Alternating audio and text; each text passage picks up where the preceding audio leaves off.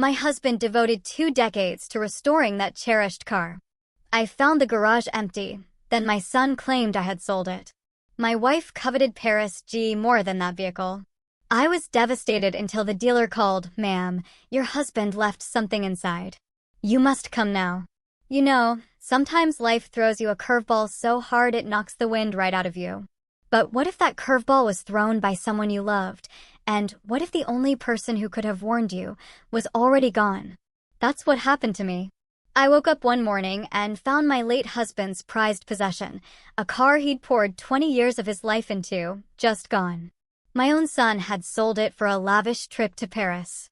But what he didn't know, what none of us knew, was that car held a secret, a final message from my dead husband that not only saved my life, but taught my son and his wife a lesson they'll carry with them forever. My name is Carol, and this is how my husband, Dennis, reached back from beyond the grave to protect us. I was standing in my kitchen, coffee growing cold in my hands, when I first saw it. The garage door. Open. That's what I noticed first. Just rolled up, the space inside dark, even with the morning light. Dennis never left it open overnight. Not once in our 43 years of marriage. But Dennis was gone now, 8 months gone. I set my coffee down and walked to the back door, stepping out into the warm April air. The kind of morning Dennis would have been out there already, bent over that car with a rag in his hand. I crossed the yard, feeling the cool concrete beneath my slippers. The oil stain in the center of the garage floor was dark, familiar. 20 years, the same car, the same spot, it leaves a mark. But now, the spot was empty. Just empty. A cold dread seized me. My chest tightened, and for a moment, I couldn't breathe. 43 years as a nurse, and still, in that moment, all I could do was lean against the doorframe, trying to remember to breathe, think, act. But I couldn't think past that empty space. I walked to his workbench. His tools hung on the pegboard, each one outlined in black marker, so he'd know exactly where it went. His red toolbox sat closed. And next to it, his work journal, open. Pages filled with his small, careful handwriting. The car was gone. I picked up the journal. The last entry was dated 3 weeks before he died. His handwriting looked tired, looser than usual. Almost done. 20 years on this beauty. Can't wait to teach Carol to drive her properly. Our retirement road trip starts next summer. A wave of grief, fresh and sharp, washed over me. I closed the journal, placing it back exactly where it had been. The garage still smelled like him. Motor oil, old leather, that orange hand soap he used. I could almost hear the classic rock he played on that old radio, hear him singing along when he thought I wasn't listening. Then, a car engine sounded on Oakwood Drive. Brian's black BMW pulled into my driveway. My son, 38 years old, and still, he wouldn't look me in the eye when he knew he'd done something wrong.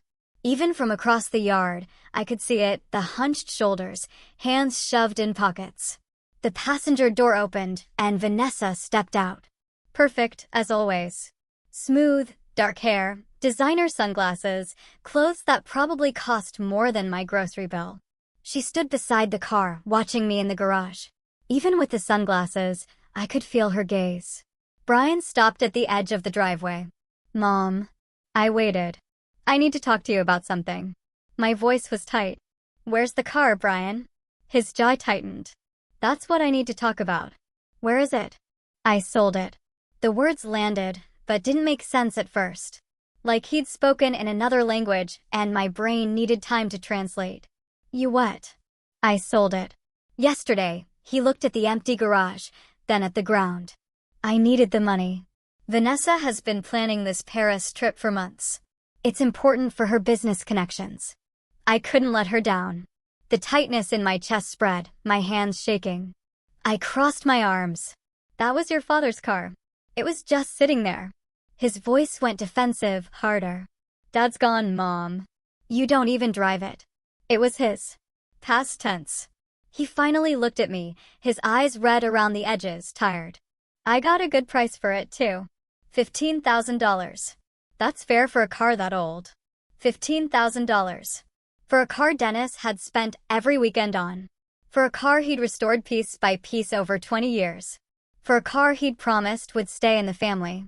I wanted to yell, to grab my son and shake him until he understood the magnitude of what he'd done. But 43 years in the ICU taught me to keep my voice steady, even when everything inside was breaking. When did you take it? Yesterday afternoon. You were at the store. He still had his key. The one from when he lived here, before he met her. I never asked for it back. And Dennis always left the garage unlocked. Said he wanted to be able to get in there quick if he thought of something. You should have asked me. Would you have said yes? No, I wouldn't have. Vanessa walked up then, moving like she owned the driveway, the yard, the whole street. She stood next to Brian, placing a perfect, red-nailed hand on his arm. Carol, we're not discussing this. It's done. The car is sold. We leave for Paris tomorrow. I looked at her, really looked. She'd been married to my son for 2 years, and I still didn't know her. Didn't know where she grew up, what her parents did, anything real about her life before Brian. She smiled a lot, but it never reached her eyes. This is between me and my son. I'm his wife. What's between you and him is between all of us. Her voice was pleasant, reasonable, as if explaining something simple to someone slow. Brian needed that money. The car was sitting unused. It made sense to sell it. It was his father's. His father is dead, she said, her voice chillingly flat, devoid of any genuine emotion, as if she were discussing a broken appliance. And Brian is trying to build a life. Our life. Surely, Carol, you understand that. The implication was clear. I was a relic, an impediment. I didn't trust myself to speak. Just looked at Brian. He wouldn't meet my eyes again. Vanessa's hand stayed on his arm, possessive. We'll send you photos from Paris, Vanessa said, a tight smile on her face. You'd love it there. The architecture, the museums. Very romantic. The casual cruelty of that comment, like she didn't know what she was saying. Or maybe she did. Brian shifted his weight. We should go. Still need to pack. Yes. Vanessa tugged his arm gently. We have an early flight. They walked back to the BMW. Brian glanced back once, just once, saw me standing there in Dennis's garage, arms crossed, slippers on. Then he got in the car. Vanessa's window rolled down. Take care of yourself, Carol. We'll see you when we get back. The BMW backed out and drove away. I watched until it turned the corner, then I was alone. I went back into the garage, stood in the center where the oil stain was. The silence was different without the car. Emptier. The morning sun lit up dust in the air. I picked up Dennis's journal again, open to that last entry, reading his words about teaching me to drive, about our retirement road trip, about 20 years of work finally finished. His coffee mug was still on the shelf, stained from years of use, handle worn smooth. I'd washed it after he died, but couldn't bring myself to put it away. Everything was here except the car. His tools, his workbench, his radio, the smell of him in every corner. And the empty space where the Shelby should have been. I closed the journal, holding it against my chest. 8 months of being a widow, and I thought I'd cried all the tears there were. But standing in that garage, holding Dennis's journal, looking at the gaping wound our son had left, I felt them coming again. I locked the garage door, turned off the light, and walked back to the house, the journal still in my hands. The empty space where the Shelby should be looked like a wound. The phone rang at 7 o'clock in the morning.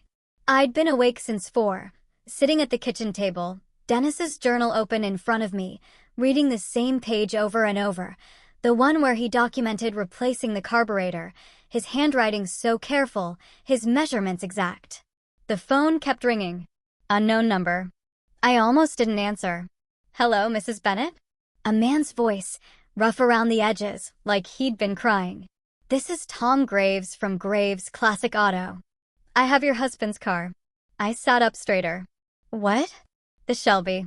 Your son brought it in Wednesday. I need you to come to the dealership. Please, right now, if you can. There's something Dennis wanted you to know. Something he hid before he died. My brain tried to make sense of the words. I don't understand. Dennis was my friend. A good friend. His voice cracked. I was at his funeral. I should have spoken to you then, but I couldn't. I'm sorry. Please, Mrs. Bennet, can you come? I vaguely remembered him now. A gray-haired man in a dark suit, standing in the back at the funeral home. He'd left before I could greet anyone. Where are you? He gave me the address, an industrial area on the east side of town. I wrote it down on the back of an envelope. I'll be there in 30 minutes. I got dressed in jeans and a sweater, found my keys, and drove across town, hands tight on the steering wheel. The industrial area was all concrete and metal buildings. I found Graves' classic auto at the end of a long street.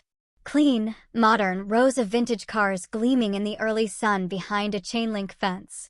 A man, gray-haired, maybe 65, stood outside the main entrance, watching for me. Jeans and a button-down shirt. I parked and got out. He walked toward me, his eyes red. Mrs. Bennet, thank you for coming. You're Tom. Yes. He put out his hand. I shook it. His grip was firm, but his hand was shaking. I'm Tom Graves. Your husband saved my life 25 years ago. I waited. He looked at the ground, took a breath. I needed a business loan. Had a dream of opening this place. No bank would touch me. Bad credit, no collateral, just a dream and a lot of nerve. He looked up. Dennis co-signed for me. Risked his own credit and savings for a stranger. I paid back every penny, but the debt went deeper than money. He never told me. He wouldn't have. That's who Dennis was. Tom wiped his eyes. This dealership exists because of him. I've been successful, built a good life, all because your husband believed in me when no one else did. When your son brought that Shelby in Wednesday, I knew it the second I saw it. Tom's voice went rough. Dennis talked about that car every time we ran into each other. Car shows, auctions. He'd show me pictures on his phone. Tell me about the progress. He was so proud of it. Brian said he sold it. He did. To me. Tom looked sick. Your son had no idea what he was selling. I asked him if he knew the value. He said $15,000 sounded fair. My stomach dropped. What's it really worth? Tom met my eyes. Around $180,000. It's a documented 1967 Shelby GT500, one of only 2,048 ever made. Dennis restored it to museum quality. The number didn't make sense. Couldn't make sense. $180,000? Yes, ma'am. Brian sold it for 15. Yes. I sat down on the curb. Just sat. Tom sat next to me. We stayed like that for a minute, neither of us talking. I bought it from him, Tom said finally. Paid him the $15,000 because he was desperate. Said something about a Paris trip with his wife. But Mrs. Bennet, that car was never mine to keep. Why are you telling me this? Because Dennis made me promise. 2 years ago. Tom stood, holding out his hand to help me up. Come inside. There's something you need to see. He led me through the building to the garage. The space was huge, white floors, bright lights overhead. 3 cars sat in a row under covers. Tom stopped at the last one, pulled the cover back. The Shelby sat there, gleaming. Burgundy paint, perfect chrome shining. I walked toward it slowly, put my hand on the hood. The metal was cool and smooth. I could feel Dennis in every line. I opened the driver's door, sat in the leather seat. It smelled like the garage at home. The steering wheel was worn where his hands had gripped it. Tom leaned against the door frame. 2 years ago, Dennis asked me to help him install something. A hidden compartment. I looked up. Why? He said if anything ever happened to him, I needed to make sure you knew about it. Made me swear. Tom gestured to the dashboard behind the radio. I didn't look inside. He said, this was for you and only you. My heart was pounding. Tom showed me how to release the panel. Press here. Pull there. The radio face came away, and behind it was a space, dark and hidden. Tom stepped back, walked out of the garage, leaving me alone. I reached into the compartment. My hand touched paper. I pulled out a manila folder, thick and heavy. Under it was a sealed envelope, my name on the front in Dennis's handwriting. And at the bottom, a small wooden box with a key inside. I opened the envelope first. Dennis's handwriting filled the page.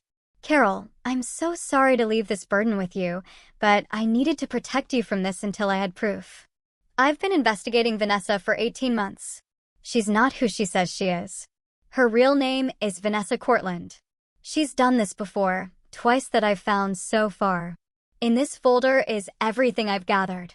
Photos, documents, contact information for her previous victims. Their stories are the same. She targets men with aging parents and family assets. She's going to target our house, Carol. That's her pattern. She'll convince Brian that you're declining, that you need care, that the house should be sold. Then she'll disappear with the money. I confronted her once, carefully watching her reaction. She's very good at what she does. Brian doesn't see it. He won't believe me without ironclad proof, and I don't have it yet. The key in this box is for our safe deposit box at First National, box 447. Inside are stock certificates I bought in 1994 as a favor to a patient. Check the current value. You're taken care of financially. Tom knows to call you if anything happens to this car. He's a good man. Trust him. Protect yourself. Protect our son. He's a victim in this, too. I love you. I'm still protecting you, Dennis. I read it twice, my hands shaking. Dennis knew. He knew about Vanessa. Spent 18 months investigating her. Died before he could finish. I opened the manila folder. Inside were photos. Vanessa at a wedding with a different, older, gray-haired man. Another photo. Different wedding, different man. Marriage certificates, copies. Vanessa Cortland married Stanley Wright, Phoenix, Arizona, June 2019.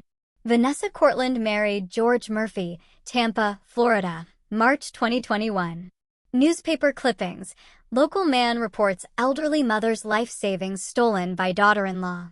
Another. Family business sold in suspected fraud case. Pages of Dennis's careful handwriting, notes about Vanessa's behavior, questions she'd asked about our house, my health, our assets, dates and times. At the back, contact information. Stanley Wright, Phoenix. George Murphy, Tampa. Dennis's final note at the bottom. Need more concrete proof before telling Brian. He won't believe me without it. She's too skilled. If you're reading this and I'm gone, please finish what I started. Protect our son. I closed the folder, held it against my chest. 8 months of me thinking I knew everything about our life together. 8 months of missing him, grieving him. He'd carried this alone. Tears came then, not quiet ones. Deep sobs that shook my whole body.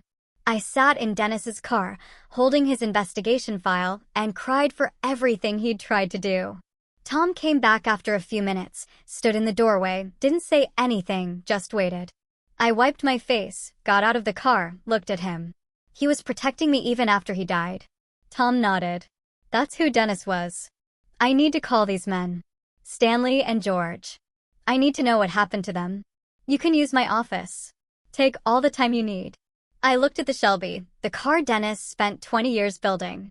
At the secret compartment he'd installed with Tom, at the investigation he'd left for me to finish. She's not going to get away with this. No, Tom said. She's not. Stanley Wright answered on the third ring. His voice sounded tired, like he'd been expecting this call for years. I was in Tom's office, the door closed, phone on speaker so Tom could witness. My hands were shaking as I dialed. Hello, Mr. Wright. My name is Carol Bennett. I'm calling because my son is married to a woman named Vanessa Cortland. A long silence on the other end. Then a heavy sigh. I wondered when this call would come. I gripped the edge of Tom's desk. Can you tell me what happened? Stanley, 58, told his story slowly, each word careful, like he'd practiced what to say if someone ever asked. He met Vanessa in the spring of 2019 at the community center where his mother volunteered.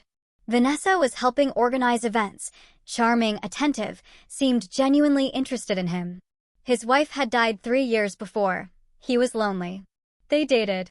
She was patient, understanding, made him feel seen again. They married 6 months later. His mother had concerns, said something felt off, but Stanley dismissed it. Thought she was being overprotective. After the wedding, Vanessa started with small comments. Your mother seems to be slowing down. Have you noticed? She forgot my name yesterday. Is that normal? I'm worried about her driving. What if something happens? Stanley started noticing things he hadn't before. Normal aging suddenly looked like decline. Vanessa would find articles about dementia, leave them where Stanley would see them. Articles about elderly falls, injury risks. Over months, she built a case that his mother wasn't safe. Then she found a memory care facility, the best in the state. She deserves the best. $20,000 a month. The only way to afford it was to sell his mother's house. Stanley convinced his mother it was for her safety, sold the house she'd lived in for 42 years for $280,000. The money went into a joint account with Vanessa. His mother moved to the facility a few months after the wedding. 2 weeks later, Vanessa disappeared, cleaned out the account. Every penny. Left no forwarding address, changed her phone number. Stanley tried to track her, filed police reports, but the money was in a joint account, technically legal. His mother died 6 months later. Stanley's voice cracked. She kept asking when she could go home. I kept telling her soon. But there was no home anymore and no money to get her one. I closed my eyes. I'm so sorry. Mom was fine, Mrs. Bennett. A little forgetful, but fine. She didn't need that place.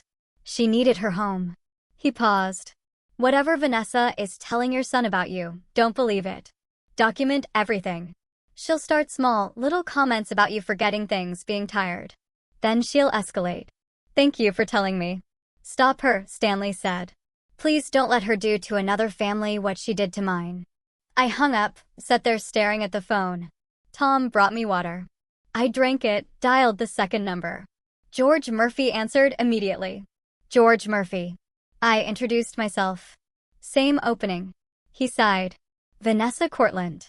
Yeah, I've been waiting for someone to call. George, 61, his story was different, but the pattern was the same. He met Vanessa at his father's funeral in early 2021. She was there supporting a friend. She found George afterward, expressed condolences. She understood grief, said she'd lost someone too. They talked for hours. She helped him through the darkest time. Started dating a month later. His friends said it was too soon. He didn't care. Vanessa made the grief bearable. Married 8 months later. His father had owned a small auto repair shop for 40 years. George inherited it, but didn't want to run it. Too many memories. Vanessa suggested selling. It's too much stress. Sell it. We'll take the money, travel, heal together, start fresh.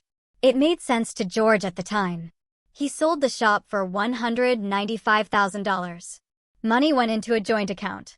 3 days after the check cleared, Vanessa was gone, completely vanished. George tracked her through credit card records to Costa Rica. By the time he got there, the money was gone, laundered through multiple accounts. Impossible to recover. She targets men with aging parents and family assets, George said. That's her specialty. She researches them first, knows everything before she even introduces herself.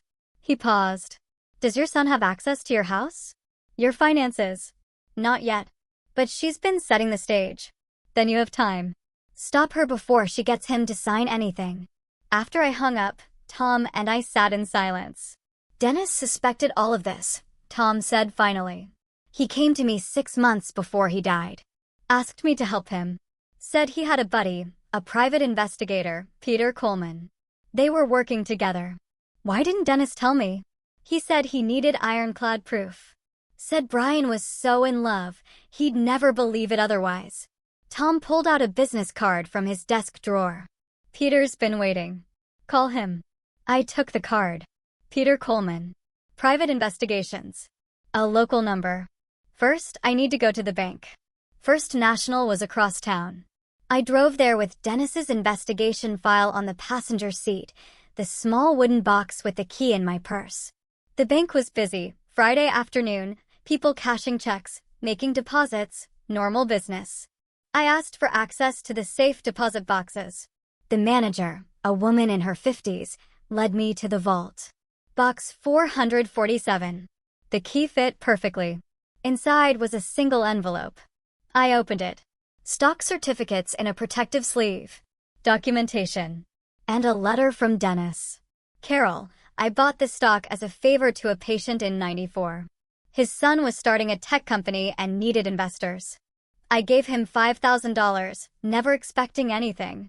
The patient died the next year, and I honestly forgot about these certificates. Found them last month while organizing files. Looked up the company and nearly fell over. This is worth more than we ever saved. This is for you. For our future, for security. If you're reading this from the safe deposit box, something happened to me. Sell these when you're ready. Live well, travel. Stay independent. Don't let anyone convince you otherwise. You're taken care of, Dennis. I took the certificates to the bank manager. Can you tell me what these are worth? She researched on her computer. Her eyes widened. Mrs. Bennett, Techcore Solutions went public last year. These shares are currently valued at approximately $342,000. I sat down. Just sat. The manager brought me water. Are you all right? My husband bought these. She pulled up records, purchased May '94 for $5,000. The company remained private for 30 years, then went public. Stock price has been climbing. $342,000. Dennis left me financial security I never knew existed. I had resources now, power, options. I could fight Vanessa on equal footing. Saturday morning, I met Peter Coleman at a coffee shop near the hospital. Tom had called him, set it up. Peter was 55, graying, methodical-looking, a former detective. He had folders with him, sat across from me in the booth. Dennis was my friend. When I heard about his death, I wondered if Vanessa would make her move. You kept investigating? Dennis made me promise not to contact you directly unless Vanessa acted against you. He didn't want to alarm you with unproven suspicions. Peter opened his folder.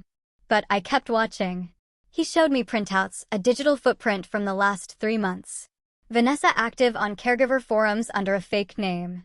Posts asking how to convince resistant elderly people they need help. Questions about assisted living facilities, memory care costs. Property browsing history. Costa Rica real estate. Financial investigation. Credit cards in Brian's name. 3 cards, $32,000 total debt. Charges for designer clothes, expensive restaurants, a luxury hotel in Paris.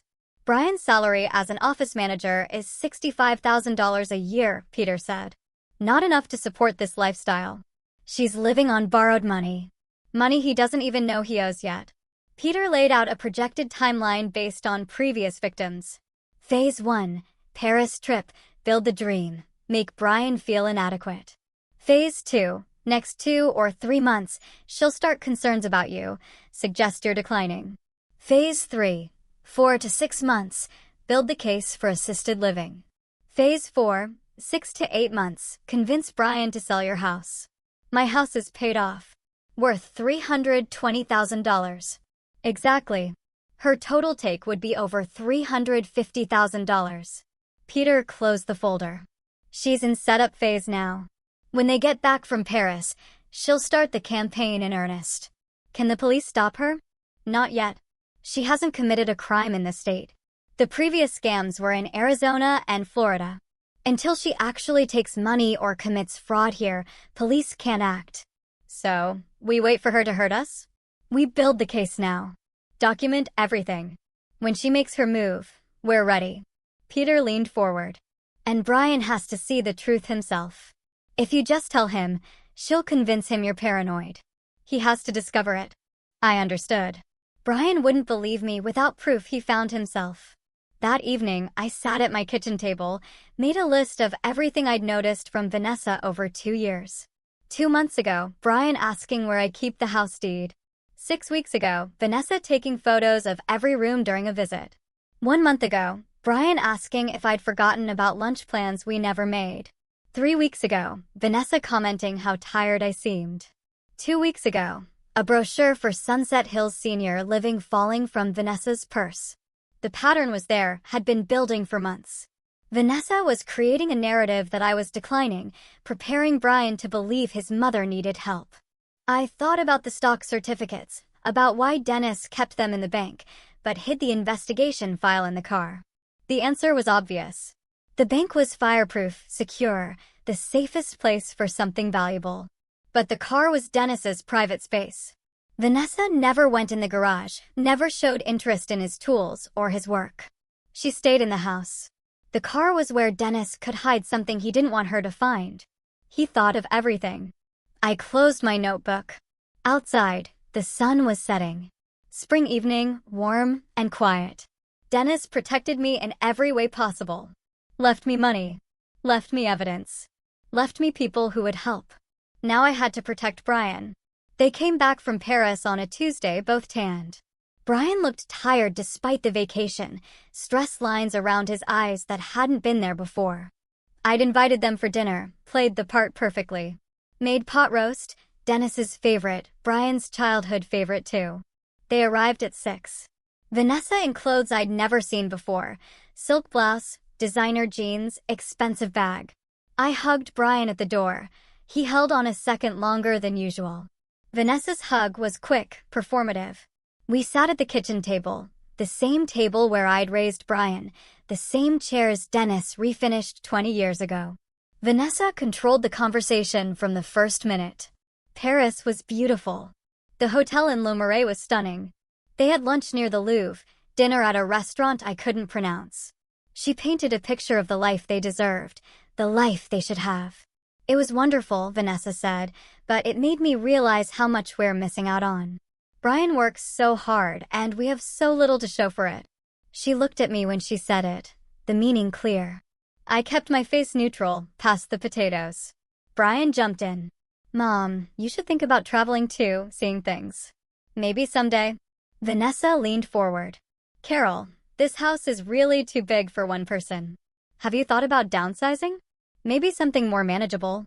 There it was. The first direct move. I'm managing fine. This is my home. Of course.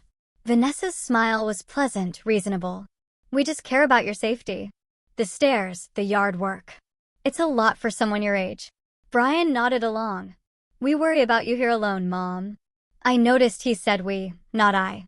Vanessa's words coming out of his mouth. I appreciate the concern, but I'm fine. Vanessa let it drop, but I saw the calculation in her eyes. Seeds planted. She'd push harder next time. After dinner, we moved to the living room. Coffee and the apple pie I'd made. Vanessa excused herself. Bathroom. Down the hall. She was gone 10 minutes. I waited 5, then excused myself. Found her upstairs near Dennis's old office. The bathroom door was open and empty behind her. She jumped when she saw me. Oh, I got turned around. This house has so many rooms. The bathroom is downstairs where it's always been. She laughed, touched my arm. Of course, silly me. Too much wine with dinner. I let her back downstairs, said nothing more. They left an hour later. Vanessa all smiles. Take care of yourself, Carol. We'll visit again soon. Brian hugged me. Goodbye. Love you, Mom. I watched them drive away, then went straight to my notebook, wrote down every detail while it was fresh. Wednesday morning, I called Brian. I need to talk to you about something. Can you come by? Just you. What's it about? Your father. Something I found in his things. Silence on the other end. Vanessa and I don't keep secrets, Mom. This is between you and me. Please, Brian. Long pause. Okay. This afternoon. I have to tell Vanessa where I'm going. That's fine. He arrived at 3 alone, like he'd promised, but he looked nervous getting out of the car. I had coffee ready. Dennis's investigation file on the kitchen table. Brian saw it and his shoulders went tight. Mom, if this is about the car again. Sit down, please. He sat, arms crossed, defensive before I'd even started. I took a breath, used my ICU nurse voice, calm, authoritative, factual. Before I show you anything, I need you to listen. Really listen. Can you do that? This feels like an ambush. It's protection. I showed him Dennis's letter first, put it in his hands. Brian read it, color draining from his face. Dad was investigating Vanessa for 18 months before he died. His reaction was instant, anger, denial. Dad never liked her. He was paranoid about everything. This is ridiculous. I stayed calm. Look at the evidence. I spread the photos on the table. Vanessa at 2 different weddings with 2 different men. The marriage certificates. Vanessa Cortland married Stanley Wright. Vanessa Cortland married George Murphy. Brian stared at them. This could be anyone. Someone with the same name. Call them. Ask them about their wives. I handed him the paper, phone numbers written in Dennis's careful handwriting. Stanley Wright, Phoenix. George Murphy, Tampa. You want me to call random strangers? They're not random. They were married to your wife before you. Brian started pacing. This is insane. Vanessa wouldn't. She loves me. Then prove me wrong. Call them. Prove your father wrong. He grabbed the paper, crumpled it in his fist. I'm not doing this. He headed for the door. Brian, please. He turned. Why are you doing this? Can't you just let me be happy? My voice broke. Because your father died trying to protect you. And I'm not going to let his last months be for nothing. Brian slammed the door behind him. I watched him drive away. Didn't know if he'd call those numbers or go straight to Vanessa. Either way, the choice was his now. The waiting was the worst part. I sat at the kitchen table, couldn't eat, couldn't focus on anything. Peter called around 8 to check in. How did it go? He was angry. I don't know what he'll do. Give him time. The truth has to sink in. But time felt like it was running out. At midnight, the phone rang. Brian's name on the screen. Brian? His voice was wrecked raw. I called them, Mom. I called them both. He was crying. What did they say? Everything. Stanley's mother. George's father's shop. It's the same. Exactly the same story. My heart broke for him. I'm so sorry.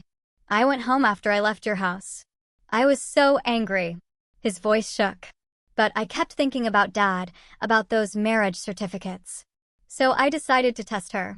Just ask simple questions. What happened?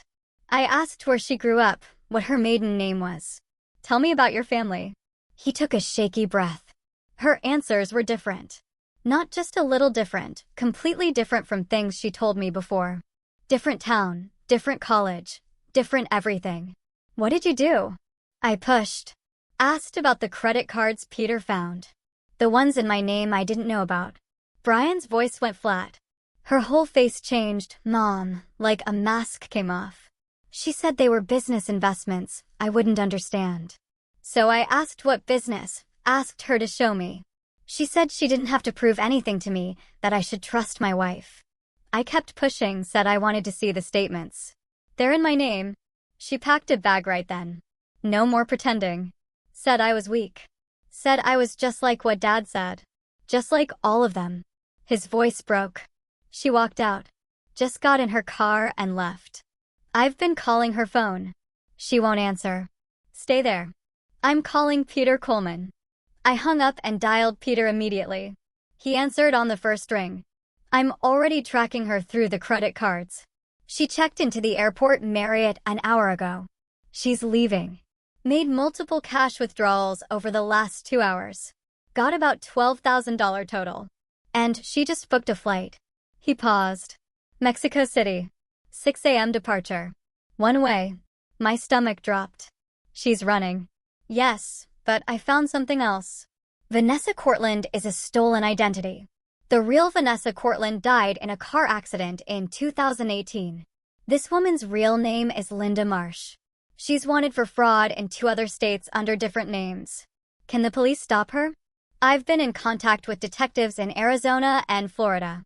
They'll issue a warrant. If we move now, we can get her at the airport before she boards. What do you need? Brian's cooperation. His statement about the credit card fraud. Can he do that? Yes. I'll make sure of it. At 3 o'clock in the morning, we met at my house, Peter, Brian, and me. Brian looked destroyed. Red eyes, hadn't slept. He sat at the kitchen table while Peter laid out the situation. Vanessa is leaving on a 6 a.m. flight. Police are ready to arrest her on outstanding warrants, but we need your statement about the forged credit cards. This means it gets public, Peter said. You'll have to testify. Are you ready for that? Brian looked at me. What would Dad do? Your father spent his last months building a case against her. He died before he could finish it. He'd want you to stop her. Not for revenge, but so she doesn't do this to someone else. Brian was quiet for a long moment. Then he nodded. Call the police.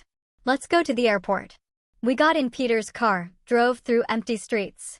4 a.m. and the city was dark except for streetlights. Brian sat in the back seat, staring at nothing.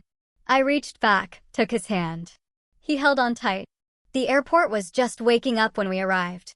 Coffee shops opening. Fluorescent lights harsh overhead. Business travelers pulling luggage, looking tired. We stood behind a column near security. Peter positioned us where we could see but stay back. Police were already there. 2 detectives in plain clothes near the checkpoint. Brian hadn't spoken since we got in the car, just stared ahead. I stayed close to him. 5:30. The security line started filling. Then Vanessa appeared. 2 large suitcases, designer coat, sunglasses despite the early hour. Hair perfect. She looked like someone going on vacation. Calm, confident, phone in one hand, boarding pass in the other.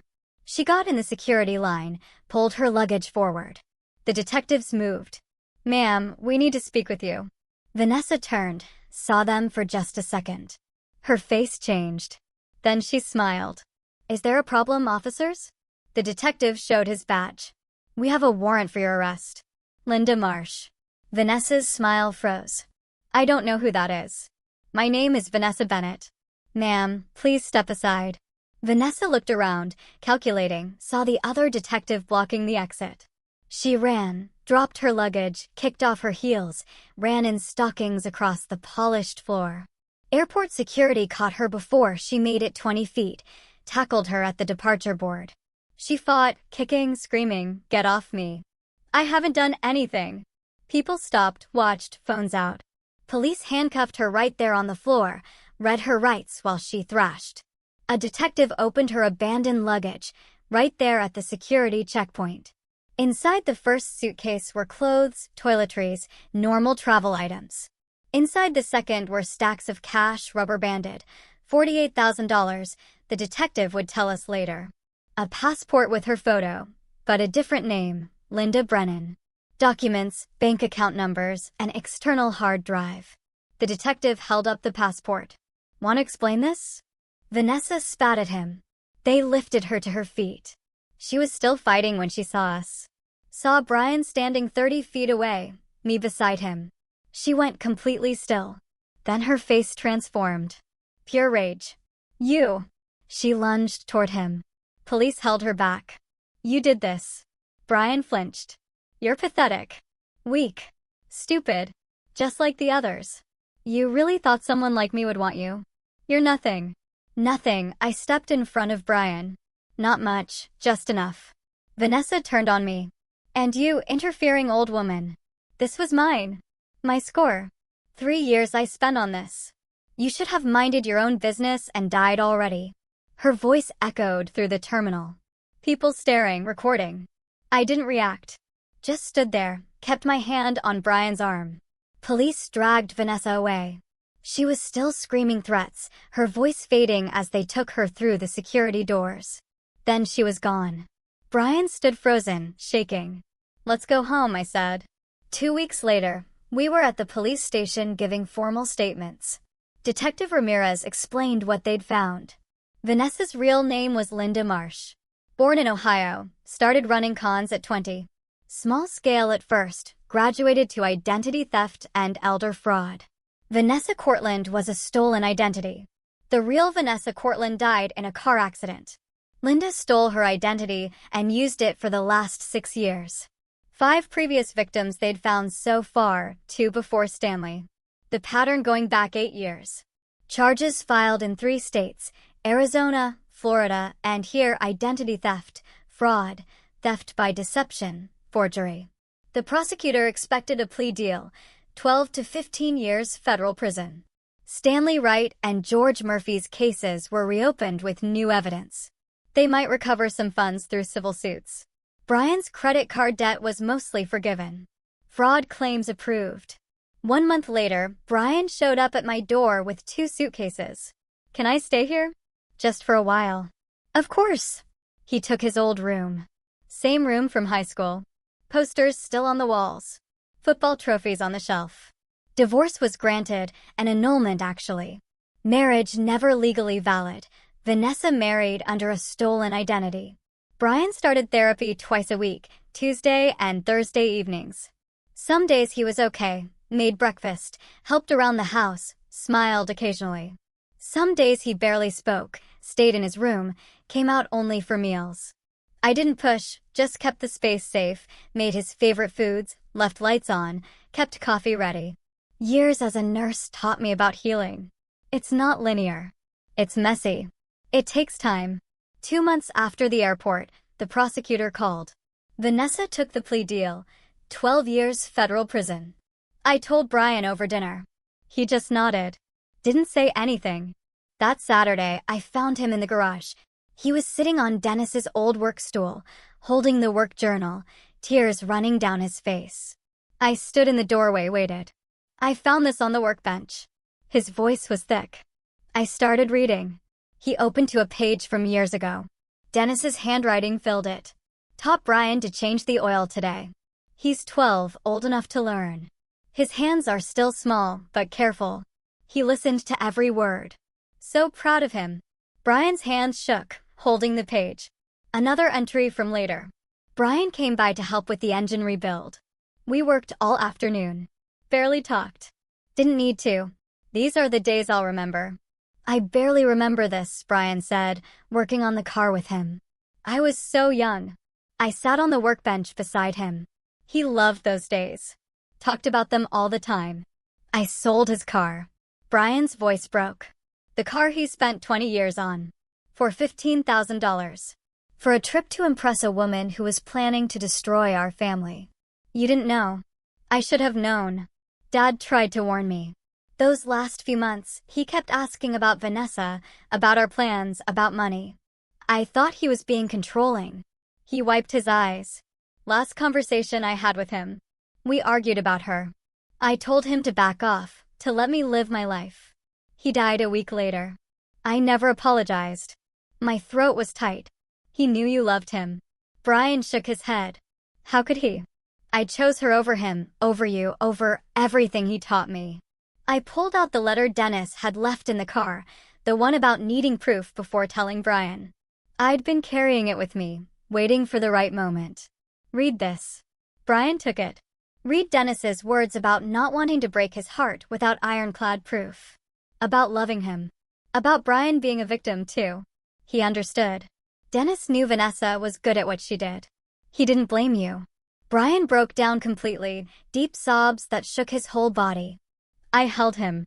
All those years being a mother, holding my son through every pain, this one cut the deepest. We sat in the garage for a long time, surrounded by Dennis's tools, his workbench, his radio, the smell of motor oil and old leather. Eventually, Brian's tears stopped. He wiped his face with his sleeve. I wish the car was still here. His voice was raw. I'd learn everything about it the way Dad wanted me to. I didn't say anything, just squeezed his shoulder. He closed the journal carefully, put it back on the workbench exactly where Dennis had left it. We walked back to the house.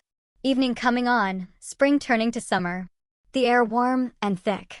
Inside, I made dinner. Brian set the table without being asked. The house felt different. Not empty anymore. Not quite whole yet either, but healing.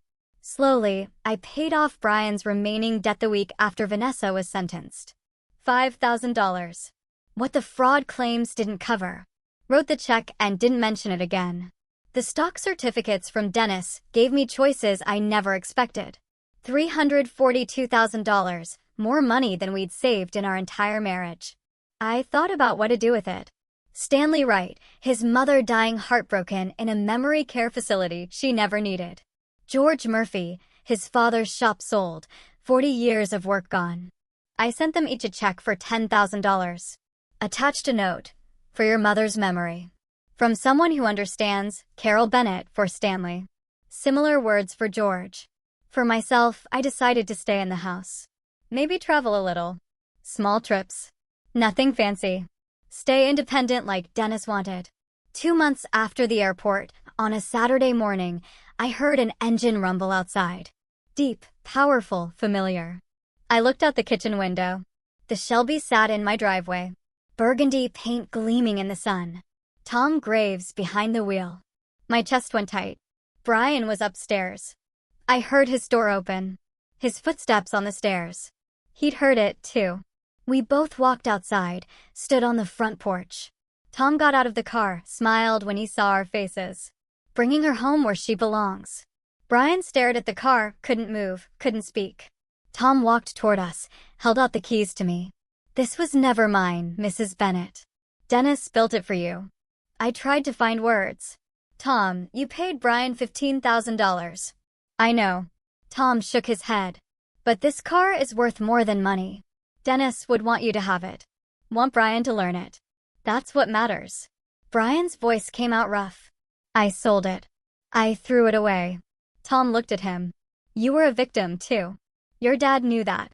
That's why he built the case to protect you. Tom handed me the keys. Dennis told me once that this car was never really his. It was always meant for his family, for the people he loved. He gestured to the garage. You want help backing her in? We opened the garage door together. Tom backed the Shelby into its spot. The same spot it had left months ago. The oil stain on the concrete still there. The engine shut off. Silence settled. Then the garage smelled like it should again. Motor oil. Old leather. Dennis. Tom got out. Stood looking at the car for a moment. He'd be proud of what you did, he said to me, stopping her, protecting your son. He looked at Brian. And he'd be proud you came back, that you're healing. Tom left after coffee, hugged us both. Brian and I stood in the garage after he drove away. The Shelby between us. I can't believe it's back, Brian said. Neither can I. He touched the hood, ran his hand over the smooth paint. I don't deserve this. Dennis thought you did. That's enough.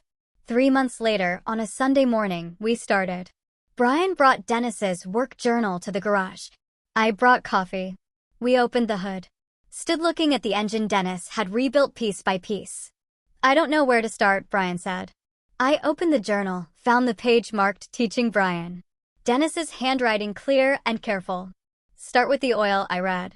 Check it first every time before you drive her. No, she's ready. Brian found the dipstick, pulled it, checked the level like the journal showed. His hands were steadier now. 3 months of therapy showing. We spent the morning going through the car together, checking fluids, examining filters, testing systems, physical, methodical work, following Dennis's notes step by step. Brian's confidence grew as the hours passed. I saw Dennis in his movements, the careful attention, the gentle touch with tools. By afternoon, Brian was smiling. Really smiling. I forgot how much I love this, he said. Being in the garage, working with my hands. Your father loved these days with you. I remember more now, little things. The way he'd explain everything twice to make sure I understood. The way he'd let me try even when I made mistakes. He closed the hood carefully. I'm going to take care of this car the way he wanted. We'll take care of it, I said. Together. For months after Tom brought the car back, I decided it was time. Saturday morning, spring turning to summer. I stood in the garage with the keys in my hand. Brian came out. You ready? I think so. We got in. Brian passenger seat. Me behind the wheel. The leather seat was cool under me. The steering wheel worn where Dennis's hands had gripped it for 20 years. I adjusted the mirrors, checked everything like the journal taught us, started the engine. The Shelby roared to life. A deep rumble I could feel in my chest. The sound of Dennis's work, his patience, his love. I backed out of the garage carefully. Brian's hand on the door handle, nervous but trusting. Drove down Oakwood Drive, windows down, warm air coming through, the engine purring smooth and powerful. Brian laughed. Dad would lose his mind right now. In the best way. He taught me to drive when I was 17. On a stick-shift Ford. I stalled it 6 times. He never got frustrated. This is easier. We drove with no destination. Through town, past the hospital where I'd worked, past the high school where Brian played football. Just driving, the Shelby responded perfectly. 20 years of restoration paying off in every turn, every shift, every mile. After an hour, I headed home, pulled into the driveway, backed the car into the garage. Perfect fit, like it never left. I turned off the engine, sat in the quiet. Dad would be so proud of you, Brian said. Of us, I corrected. That evening, I made dinner. Brian came down and helped with the vegetables, chopping them the way Dennis used to. The house was quiet, but not empty. The garage full again. Dennis's tools on their pegboard. His journal on the workbench. The Shelby in its place. I looked out the window at the garage, thought about Dennis's letter. I am still protecting you. He was. The investigation he built. The stocks he'd left. Tom keeping his promise. Dennis loved me enough to prepare for everything. I wasn't alone. Never was, never would be. What would you have done in my place? Have you ever had to fight for someone you love, even when they couldn't see the danger themselves? Tell me what you think in the comments below. I really want to know.